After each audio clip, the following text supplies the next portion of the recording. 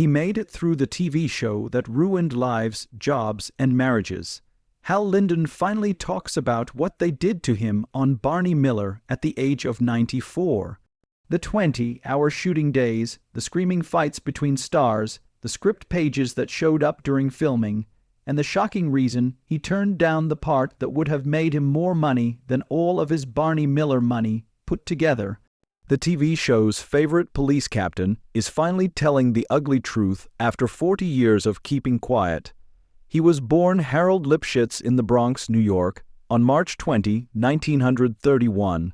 His family came from Israel, and he was the youngest kid. Charles, his dad, moved to the U.S. from Lithuania in 1910 and started a small printing shop that helped the family make money. During the Great Depression, Harold grew up in a busy working-class area with lots of people from different walks of life. Harold became more and more interested in music as he aged. NYC High School of Music and Art was where he went to school.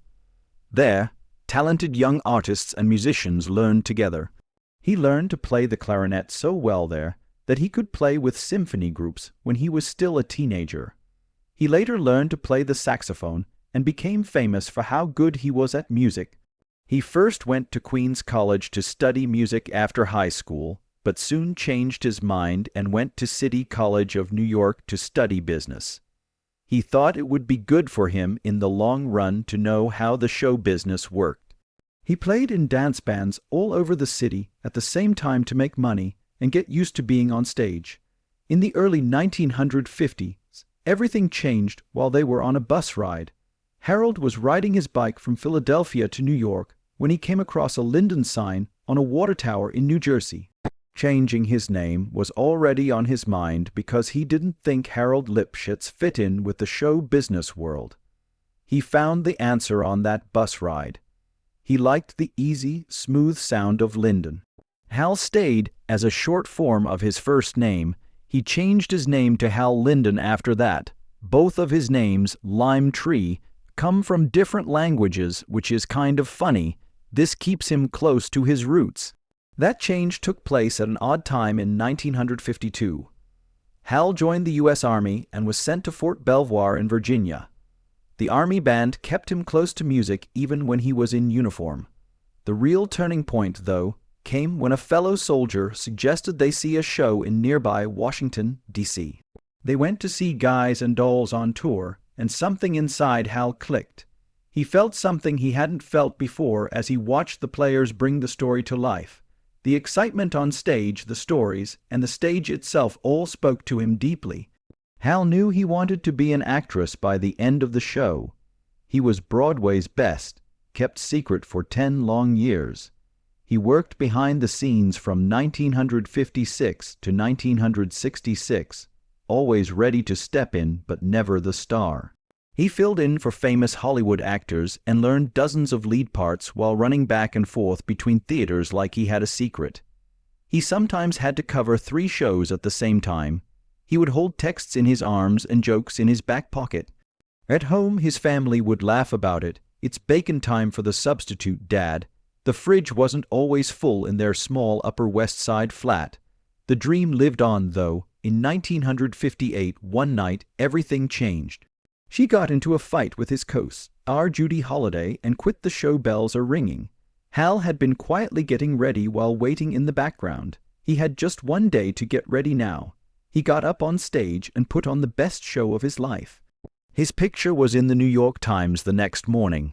The city now knows what his name is. It got him more work, including a part in Anything Goes in 1962, where he worked with a young Barbara Streisand, and who was becoming a star. But Broadway isn't always nice, even to people who have done well before. The job stopped coming in around the middle of the 1960s. Linden took everything he could find.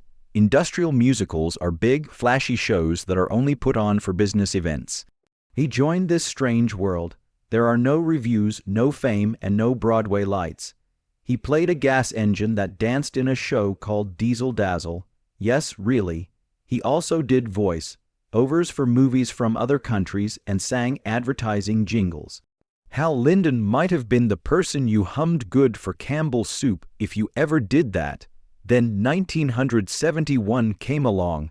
He worked hard for years and finally got the part of Mayor Rothschild in a new show about the famous banking family. The process ran into trouble. The directors quit. Scripts were changed. That being said, Linden didn't give up. The crowd stood up when the show started. He was praised for 10 minutes. Then there was the Tony Award for Best Actor in a Show. At age 40, Hal Linden had finally made it after hiding for 20 years. He joked on stage while holding the trophy, "It only took me 20 years to become an overnight sensation." But the most surprising part may have come after all that. There was a TV director named Danny Arnold who went to see the Rothschilds in 1972. He couldn't say anything because Linden's act had blown him away. No sign, no note, and no idea. Then, in 1974, Arnold told ABC that he had found the perfect Barney Miller for a new show about a police station. Linden got the part, and Arnold was right. He didn't try out and didn't even know he was in the race. Hal Linden played Captain Barney Miller, a man who was trying to keep his cool in a crazy world. The weird people and cases in the 12th station were everywhere. But Barney was always in charge. He didn't yell or hit desks with his hand. Wet, quiet, and very sharp humor helped him get through the chaos. There was something wise and calm about him. One time, Linden said that he thought of Barney as a wise judge in the middle of a storm, like Talma. For real cops, that quiet strength really hit home. Police officers still knew Linden as Captain years after the show finished. Some people said the show was the most true-to-life TV show ever about their job. Dennis Fina, who used to be a police officer before he became an actor, said the same thing. The writing had a level of depth that most sitcoms don't even try to reach. The characters and their issues seemed real. It wasn't easy to get that quality on screen, though. Behind the scenes, the show was a huge mess. Most sitcoms were filmed in one night in front of a live crowd. It's not Barney Miller. Danny Arnold had to work hard for 2 days to get everything just right. Since the second went on well past midnight, actors and actresses would sometimes start working early in the morning and finish just as the sun rose the next morning. A few minutes before shooting began, new pages of the script were given out. Sometimes they didn't know how the movie would end when they began filming. It was hard work, but it paid off. Arnold had one rule. People in the story should never break just for a laugh. They had to feel like real people. Linden honored that, even if it meant writing over and over again and not being able to sleep at night. This made a show that stood out from the rest. They are smart, kind, funny, and have a lot of heart. Hal Linden still found time to host Animals in the middle of all this chaos. Wildlife, Animals, an educational show for kids that ran on Sunday mornings. He talked about both big and small animals in one conversations that mixed science with art and mythology stories. It wasn't just empty words. He talked to kids like they could understand things that were hard to grasp. He even made jokes about all the hurt he got working with animals later on. Spit on, clawed, and peed on, but he kept doing it because he thought kids deserved better TV. He was the host of another show called FYI, which earned him 2 afternoon Emmys. He was famous in prime time and working as a teacher at the same time, which is a lot of work for most people. Even though he was successful and had the respect of his peers, there was one thing that he could never quite reach. 7 years in a row, Linden was up for an Emmy for Barney Miller. 7 times he sat through the whole thing.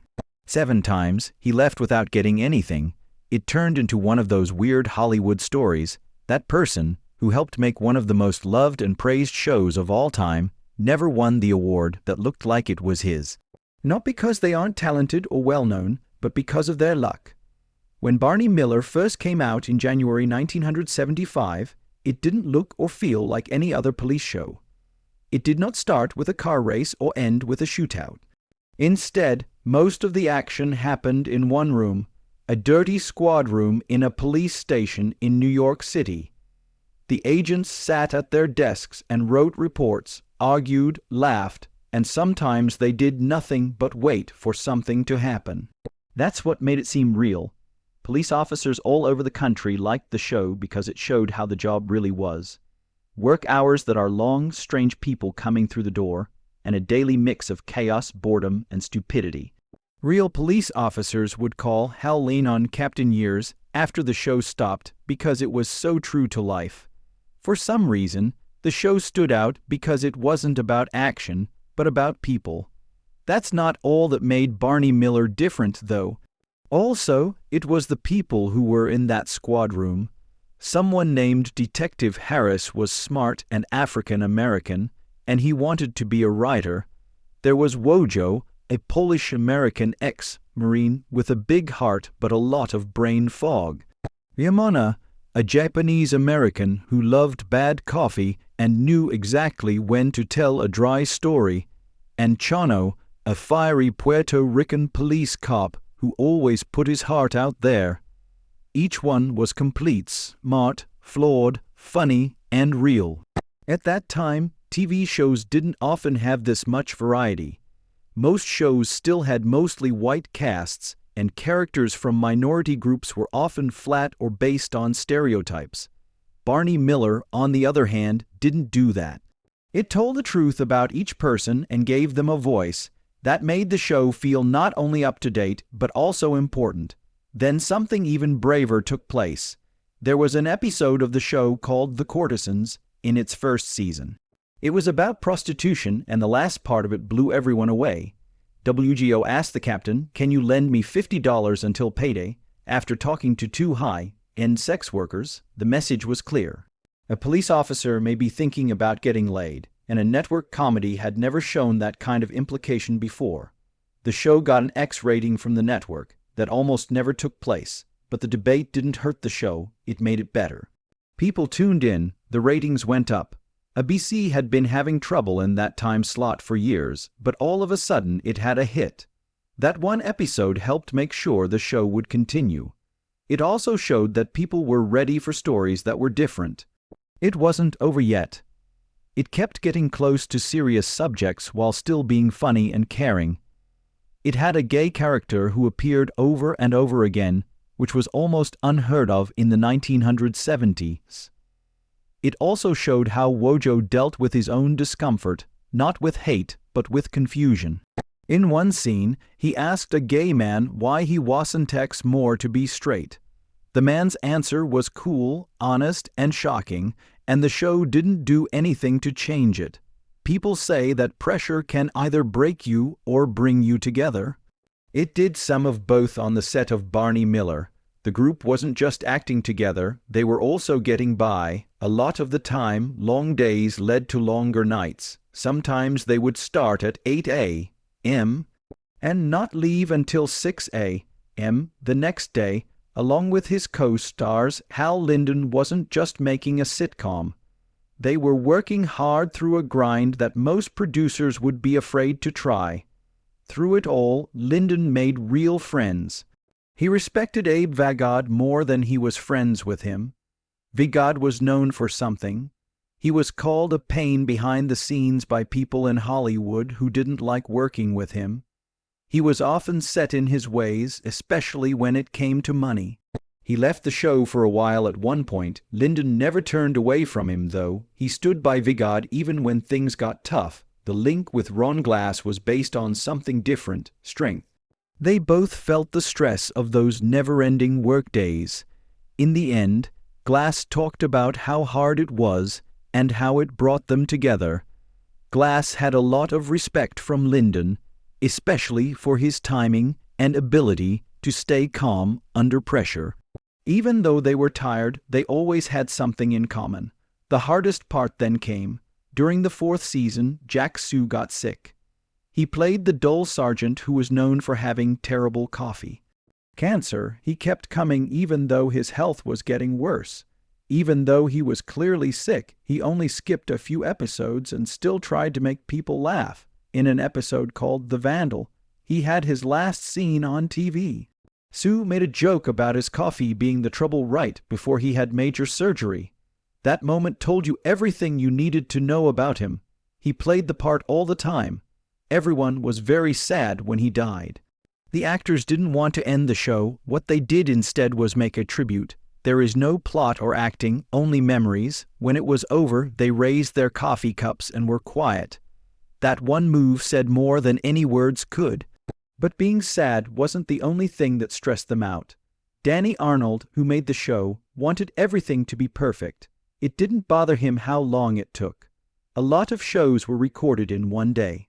Arnold split it in half, and the second day was often 16 hours long or longer. Scenes were written over and over again. To begin with, they didn't always know how the show would end. They started making a movie one time with only 6 pages of a story. The executives were very angry. The show always went over price. Arnold wouldn't even let people from the network on set. Even when his health was at its worst, he had a heart attack while the show was running. He kept going in the same direction. It was impossible to work with him, but Barney Miller wouldn't have been the same without him. Even though things were crazy, the group stayed together. Ron Glass once made a joke that it took 3 days to fully recover from working 4 days. To keep themselves calm, they made up habits like playing cards during commercial breaks and eating together when the shows were over. Max Gail would sometimes bring food from home to help everyone get through the long nights. He and Lyndon were the only ones who got opening credits, and they were often the ones who kept everyone happy. Before 1982, Hal Lyndon had been Captain Barney Miller for 7 years and had done a great job. People who were making a new medical drama called St. Elsewhere asked him to play the lead part of Dr. Donald Westfall. It looked like the right thing to do next. He didn't even read the story, though. He said no right away. It's not like he met the directors or asked them anything. He said no to it. After years of non-stop work, he was tired and needed a break from the stress of being on TV every week. Everything changed when that quick choice was made. They cast Ed Flanders in the part. He was nominated for 3 Emmys and helped make the show a hit. St. Elsewhere became one of the most talked-about shows of the decade, and it helped young stars like Denzel Washington and Howie Mandel get their start in the business. Lyndon said he might have missed something big when he thought about it now. He stuck to his plan, though. In his life at that time, rest was more important than fame. After taking a break from TV for a while, Lyndon tried to get back on it. He wanted to find something as popular as Barney Miller, but nothing did. In Black's Magic, which came out in 1986, he played a magician who worked with his con artist father Harry Morgan to solve crimes. It was a fun idea, but not many people liked it. After 13 episodes, the show was over. In 1992, he tried again with Jack's Place, in which he played a jazz musician who ran a cozy diner with strange customers. That show only had 18 episodes. He tried again with The Boys Are Back, which came out 2 years later, but the same thing happened. Few episodes, low numbers, and an early end. Lyndon looked for the right project for almost 10 years, but TV had changed, and there was no longer any magic. He never gave up acting, even after those setbacks.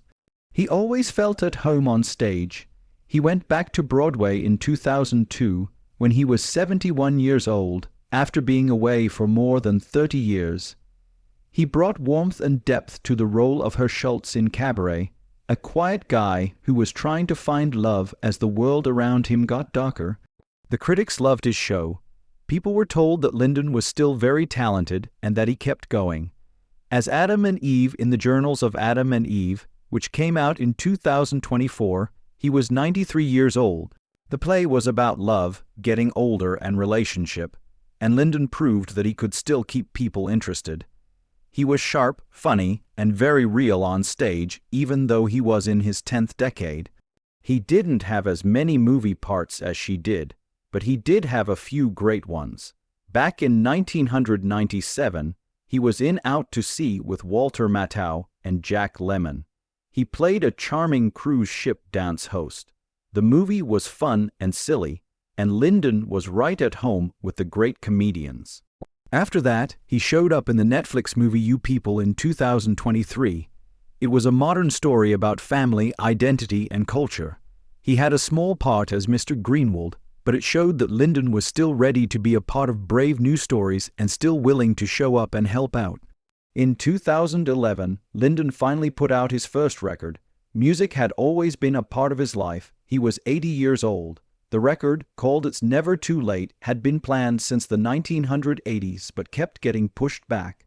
It had jazz standards and big band sounds when it finally came out. Lyndon then put his smooth voice front and center by performing live. He would sometimes play up to 28 shows a year, mostly in Florida. People loved him. The name of the record told you everything you needed to know. He wasn't done yet. His wife Frances was always there for him, no matter what. In 1955, they met at a summer theater show and got married 3 years later. They were married for 52 years, but Lyndon used to call it stormy. He thought that the hard times made them stronger, though. Frances used to be a dancer, but she quit to raise their 4 kids and help Lyndon through years of unsteady work. During the 10 years before Barney Miller, he mostly worked as Anne. Frances stayed by his side even though it was hard and unclear. She was Lyndon's biggest fan until she died in 2010 at the age of 82. He often talked about how much he admired her and said that their long marriage was one of the things he was most proud of. It wasn't easy to raise 4 kids and film a hit TV show at the same time. He worked long days of 12 to 14 hours at a time during the Barney Miller years. That meant they missed birthdays, school plays, and family meals. Even though he tried to be there, his job kept calling him away. He made sure to stay in touch, though, and his kids, Nora, Ian, Jennifer, and Amelia, stayed close. He laughed that they still talked to him and asked him to come over, so he must have done something right. His job took a different path when he chose TV over Broadway, and he said he didn't fully understand how that choice would affect their lives at the time. Lyndon was born Harold Lipschitz in the Bronx in 1931. He came from a Jewish family that moved to the United States. His father was a strong supporter of a Jewish homeland and worked to get more people to back it. Lyndon's deep cultural background affected how he lived his life and how he acted.